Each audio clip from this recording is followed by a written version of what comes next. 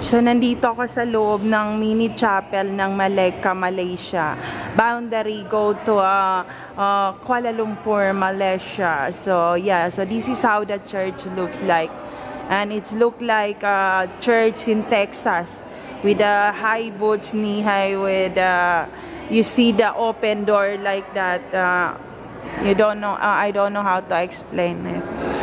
Yun pala, kay Victorian pala to na religion eh. So, itong ano nila na to. Nagugutom na kasi ako. Baka magkamali ako sa sasabihin na. So, sorry po. So, beneath this one entire with her stillborn infant, the remains of Miss Mary Betty. Mary Betty of River, ano ba yon? Nakalimutan ko naman.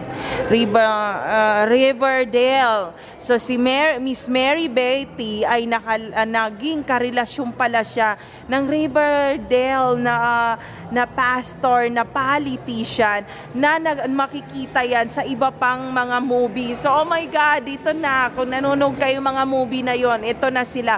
Mahilig ako mga movie na Victorian, classical, all the movie, black and white. Marami kayong malalaman sa akin.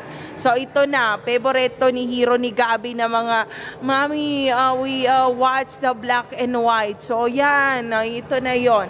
So, who departed this life September 20, 18,000 BC at the age of 30 years.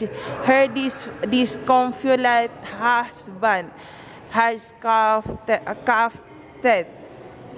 this stone to be placed here as a small mark of his regard for an amiable and affectionate wife. So naka-captivated pala dito si Miss Mary Betty and also ang pastor na naging asawa niya na politician sa Texas na namumuno sa Riverdale. So yung namuno na yon ay bastard yun na anak ni Pope Francis, pero hindi alam yun sa books ha. Huwag nyo hanapin. So ayun lang, huwag nyo hanapin yun na baka ako naman ang magkaroon ng problema. Sabi gumagawa akong kwento.